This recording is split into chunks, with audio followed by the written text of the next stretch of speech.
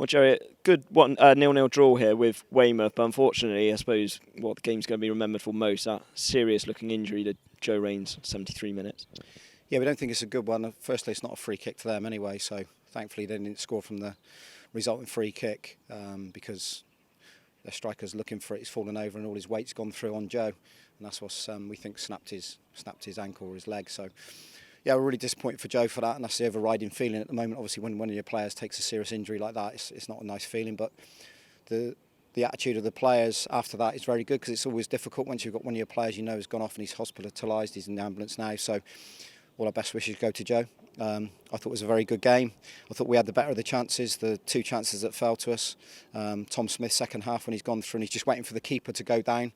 He's pulled off a good save, and then Ryan Brunt with the header, great cross from Sam, and Ryan with the header, he's done everything right. He's headed it down on a cross, it's come off the post, and unfortunately he hasn't quite connected with the rebound, where he just said he should have done better and scored with that. So those are the two glaring moments. I think Harvey's pulled off one save, which he's tipped over their free kick, but in open play, nothing really. They dragged one into him second half.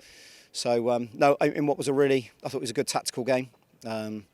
They came, I think they tried to match us up thinking we were going to go with a back three, and then quickly adjusted and changed to a back four. And it looks like two teams are well drilled, well disciplined, know their jobs. For me, I'm pleased. I talk about my team, is that we've had a good week of detail in the analysis suite, but also on the training ground, and doing lots of work around how we wanted to play today. Because what people have to remember is we've got three people injured. Frankie Arter's on the bench, but not really fit. Ryan Clark's out of it. And Alex Hartridge was unable to play because of his commitment to Exeter, his parent club, and he could only play 45 minutes. So we've had a lot of adjustment. We've got a very, very young side. Our average age out there would have been very young, but we look a good outfit. Must be more pleasing than the fact that Weymouth brushed Maidstone aside last week, sticking 5 past them. You said you restricted them to very little openings, really people getting really bodies in the way, and meaning that Harvey didn't have too much to do. No, we worked on that. They found it hard to get some openings. We were very compact. If they were going to go anywhere, we let them go around the outside of us, and then we defended the crosses well if any came in at all. We knew they'd come off of shape. They're wide players, McCoy, and we knew that they'd cause us some problems if we allowed them to do it. So we were latching on really tight, forcing them backwards and sideways.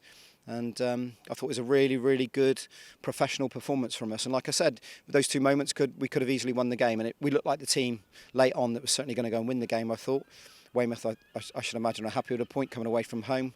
Keeps us both on the same number of points. But we said we want to get to the 60 mark, and we've hit the 60 mark. Joint third, I think, tonight in the league, only on goal difference. You see Slough have gone and lost it at home to Hungerford today. So this league is just so unpredictable. The issues around when you lose a game have to be quickly put to one side, and you have to keep going back to your process, and that's all we've done. Every time we have a little setback, after 3 games we lose one, we have a setback and we think, right, okay, let's go back to what we know best. We do it, and the players implement it. They're the ones that need the credit around it. So the teams underneath have run out of games, aren't they, as well? So we'll keep pushing for second or third. That was always our target, and I don't mind saying it because we want to push for that.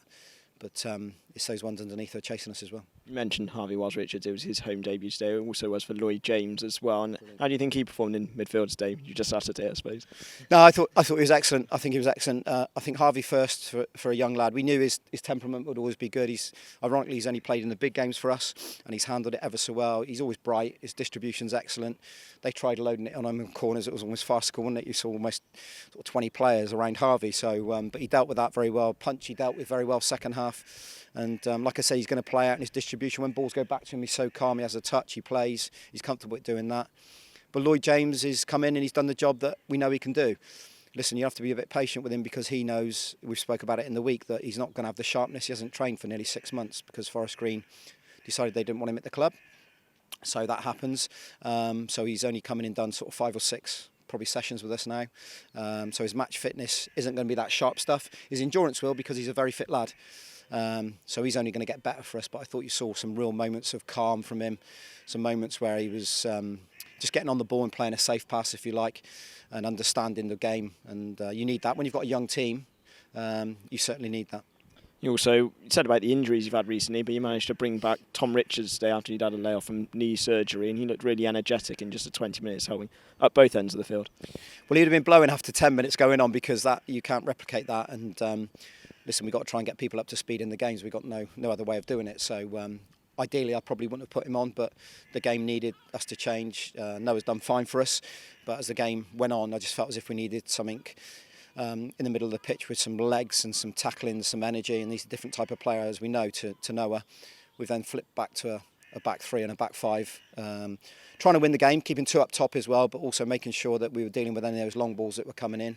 And I thought they'd done that ever so well as well. So, no, listen, all in all, I think that's a very good point. And like I said, I think both teams will be happy with that. And you go to Hungerford next week, where we drew 0-0, as we did today, of course, where they frustrated us. And obviously, you mentioned their result earlier. They're really going to be on a high despite their league position.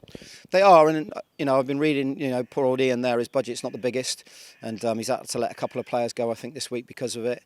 And fair credit to him and his players, because sometimes that has an adverse effect, and it sometimes rallies the troops. And he's the type of character that wants to roll his sleeves up and have a go, and I'm sure his team are doing it at the moment. You don't go to Slough and win 2-0 unless your team are totally behind you, totally motivated and committed. So that's a really tough game, that at Hungerford, and we know how difficult the pitch is there, but we'll have to prepare like we did for this game. Obviously, by missing Joe now, it means we'll have to change things around a little bit. But no, we're looking forward to another week, and like I said, it's adding to the totals. And we haven't, how many games have we lost here? Not many. And again, you come into every game here having that confidence to know that we're very, very good, and still having to play Slough here, and still having to play Havant here as well. They won't relish coming to Twerton Park, because it's a tough old place to come and play.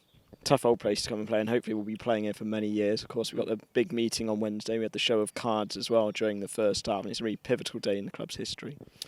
Yeah, I didn't really notice that, to be honest, because the game was going on. I'm glad I didn't, because it means I would have lost my focus. But no, that's a lovely thing to do.